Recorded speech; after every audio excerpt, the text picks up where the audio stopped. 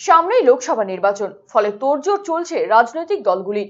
সেই ভোটের তাগিদেই এবারে গাঁও চলো অভিযানে অংশ নিলেন বিজেপি রাজ্য সভাপতি তথা বালুরঘাটের সাংসদ সুকান্ত মজুমদার। মঙ্গলবার দক্ষিণ দিনাজপুরের কুমারগঞ্জ ব্লকের সোদপুর কেশবপুর গ্রামে গাঁও চলো অভিযানে সাধারণ গ্রামবাসীদের সাথে কথা বলেন তিনি। নরেন্দ্র মোদীকে প্রধানমন্ত্রীর পদে আবার কেন আনতে হবে সেই প্রাসঙ্গিকতা তুলে ধরেন জনগণের কাছে। পাশাপাশি ওই গ্রামগুলিতে দেওয়াল লিখে এক প্রকার নাম ঘোষণার আগেই প্রচার শুরু করে দিলেন তিনি।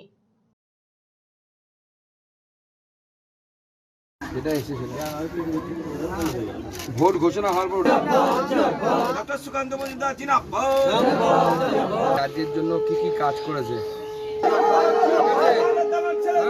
দেখুন। আমরা গ্রাম চলো অভিযানে আমরা দক্ষিণ কেশবপুর কুমারগঞ্জ বিধানসভার অন্তর্গত সেই গ্রামে এসেছি। এই গ্রামে আমরা বেশ কিছু বাড়ি বাড়ি গেলাম।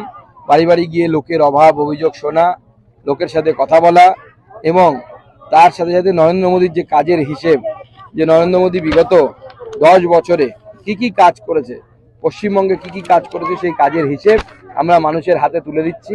মানুষ আমাদের সাথে আছে, নরেন্দ্র মোদীর সাথে আছে। আগামীবার অর্থাৎ 24 সালেও মাননীয় প্রধানমন্ত্রীকে তৃতীয়বারের জন্য প্রধানমন্ত্রী করবে আমাদের এই এলাকার মানুষ।